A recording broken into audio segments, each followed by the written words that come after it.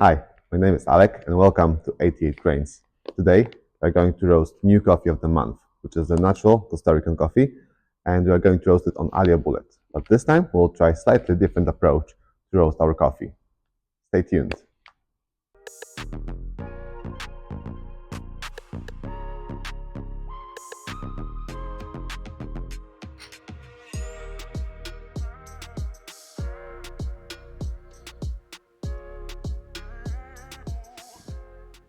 So as I mentioned, today we are trying a new approach to roasting coffee on a Aillio Bullet. And today we are going to roast with mostly airflow. So we are going to change airflow only, and we'll try to decrease the amount of energy during the roast with increasing the amount of airflow that is coming through the roaster.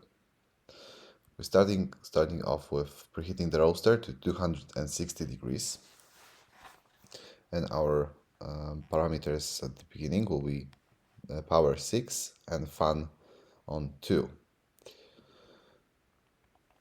So we drop the beans and let it get up to the heat. We'll see how it goes. I was very curious how we can achieve very good roast using this method. Costa Rica Palmichal is actually coffee that we have roasted in our roastery last year. I remember it was cinnamon infused coffee, and it was super delicious. It tasted like apple crumble cake and cinnamon rolls, and it was so sweet and juicy. So I actually can't wait to taste this as well.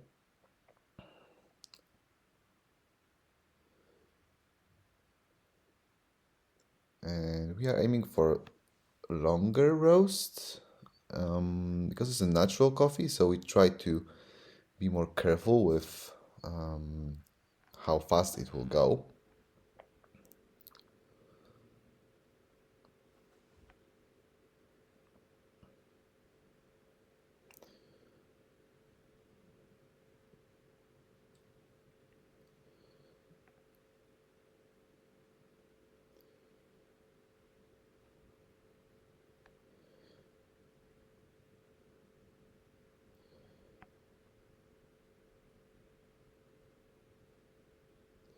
For me, Costa Rican coffees are always kind of tricky to roast.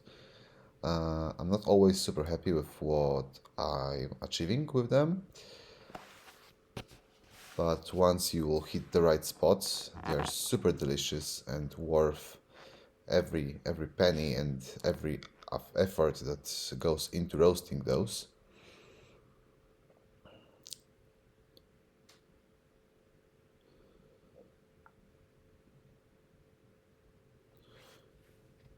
So coffee takes on heat very quickly. So we are going to start increasing the amount of airflow, and we go straight to 100 to 4 on fan speed at 130 on bean temperature.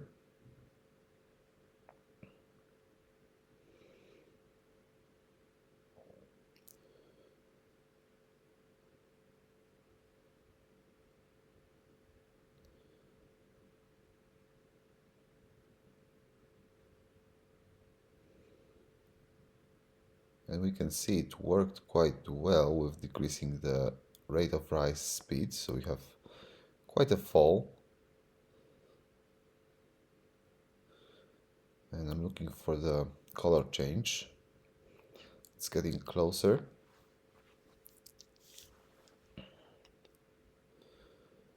I still see hints of the yellow, of the green in the yellow, and it's about here. We hit the yellow face.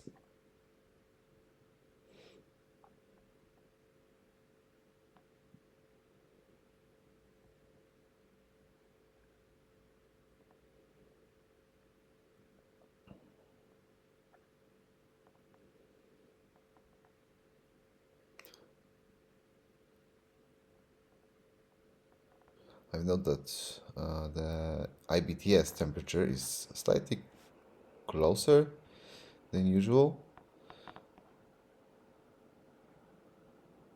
to the bean temperature, and we increase the fan speed again at 160 up to 5.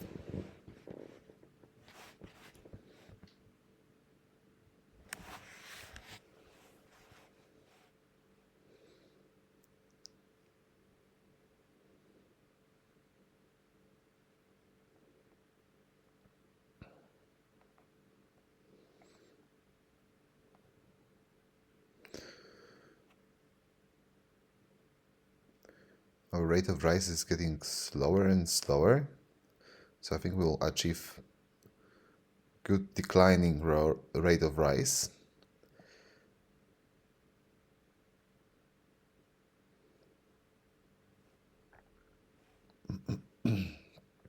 And at 170 we will increase the airflow again because our rate of rise is getting flatter.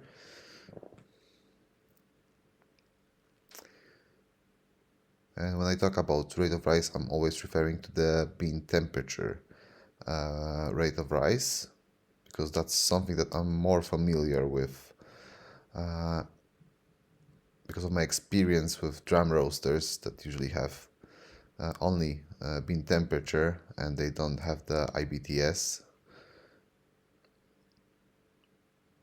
And I treat IBTS as a kind of predicting what will happen with the bean temperature rate of rise.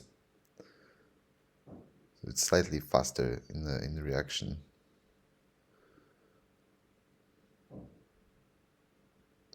But it behaves slightly different than the usual probe.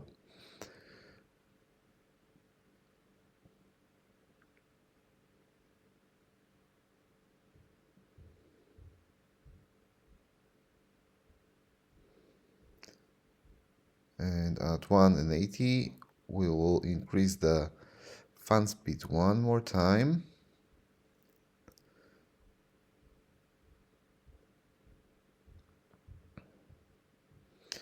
And this faster airflow will actually, I think it will actually help us with the chaff that always accumulates in the Aillio Bullet.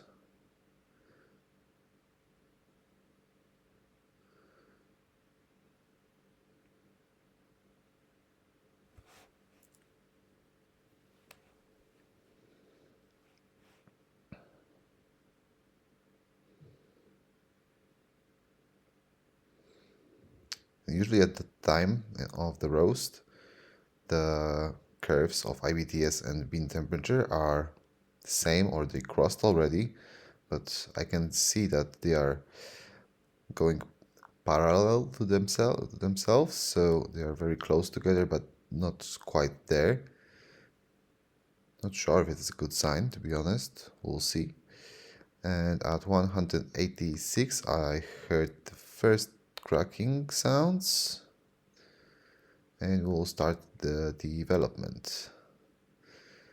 As you can see, IBTS rate of rise is getting flatter, and the bean temperature rate of rise is going lower and lower.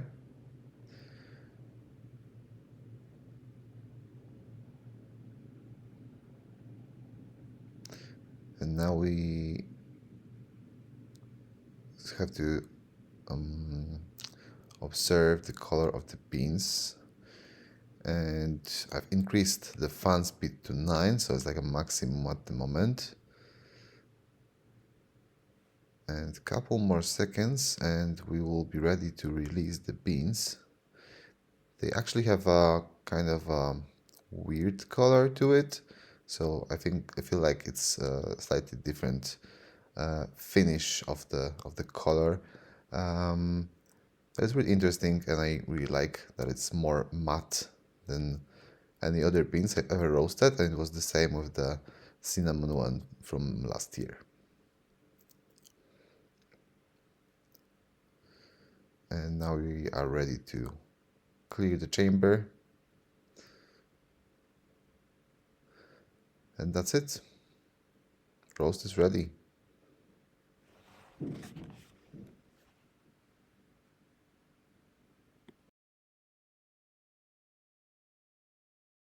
Great. So there we go. Our lot is roasted, and now we're going to brew it and taste it. We start off with creating the filter.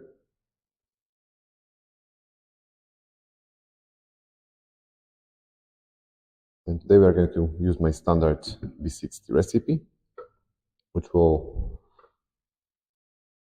require 21 grams of coffee, ground, and we are going to need pour like 360 grams of water over it.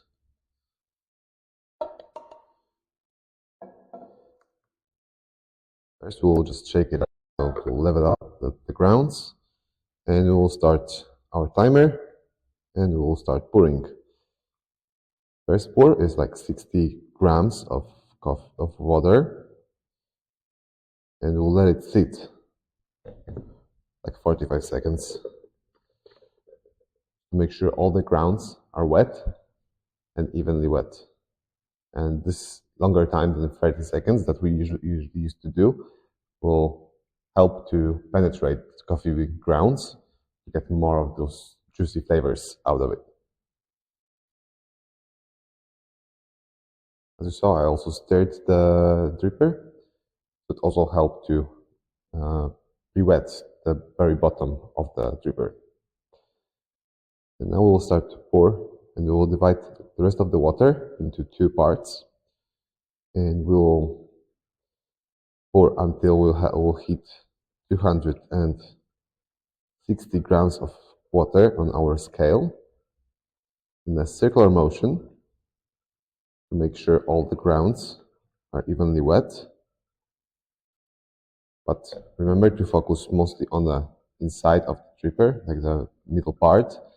We won't pour on the sides. Also good to stir after every pour, so we can get all the grounds from the filter. And at 1 minute and 30 seconds, we'll pour remaining amount of water, which is 100 grams up to 360.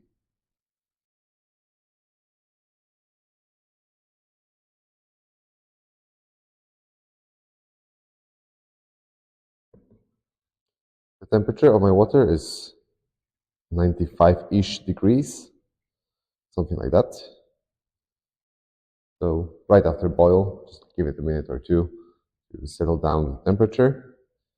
And I guess we'll finish the brew around 2:30 to 3-minute mark.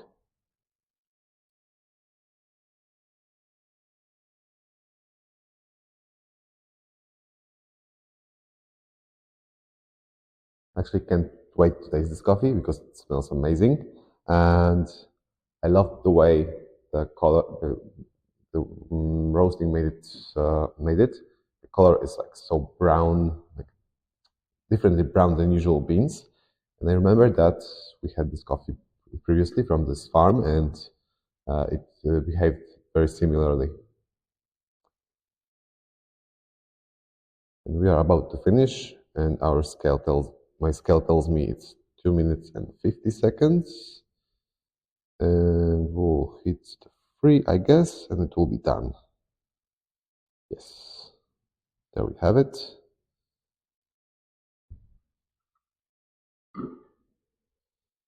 This is our brew. Let's taste it. First, the smell.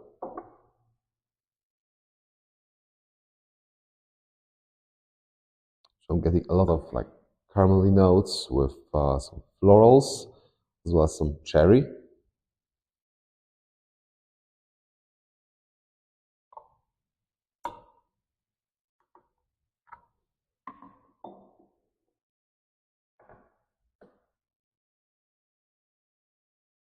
The cherry is getting more and more intense.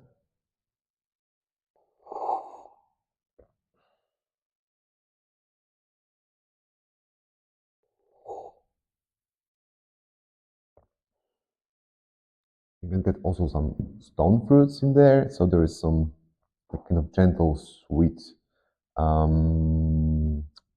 very ripe sweetness.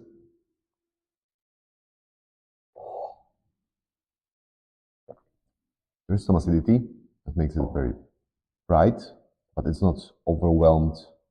It's not overwhelming the brew.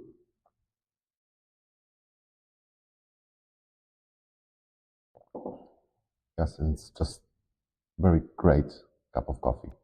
Amazing.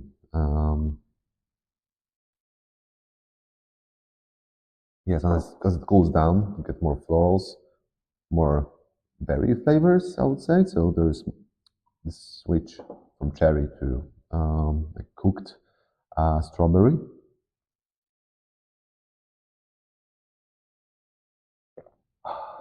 It's super silky and round on your palate.